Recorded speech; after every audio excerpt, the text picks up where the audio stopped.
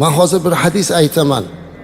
Mana shu hadis hammamizni ustozlarimizga, hamma muallimlarga rohat bo'ladigan bir hadis azizlar. Imom Termiziyda kelgan bu hadis.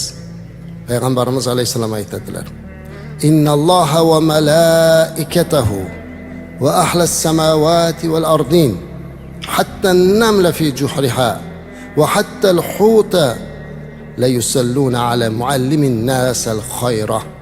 Ya'ni aytibdilarki, albatta Alloh, qarang, albatta Alloh va Allohning farishtalari, osmon va yerdagi barcha zotlar, hatto yerni ostidagi chumolilar, suvdagi baliqlar hammasi odamlarga yaxshilikni o'rgatuvchi muallimga salovat aytadi. Qarang, ichimizda bitta oddiygina bir muallim bo'lsangiz, sizga Alloh, Allohning farishtalari, yer osmondagi zotlar, hatto yer ostidagi qumursqalar, suv ostidagi baliqlar ham haqqingizga duo qilar ekan.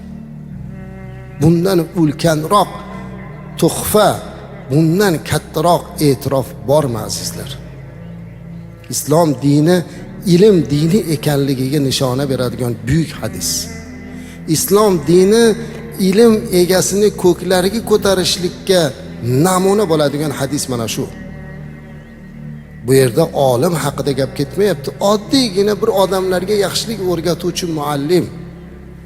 Maktabda qo'limizga qalam ushlatib yozishni o'rgatgan ustozlarimiz, hunar o'rgatgan ustozlarimiz hammasi mana shu hadisning taxtidadir.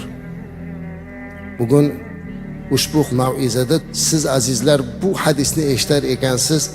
Men aminmanki hammamizni qalbimizdan ustozlarimiz o'tdi. Qaysi birimiz maktab ustozimiz, qaysi birimiz oliy yohlardagi ustoz, kimdir ko'zidan hunar o'rgatgan ustozi o'tdi. Hammalarimizni o'tgan ustozlarimizni Alloh rahmat qilsin.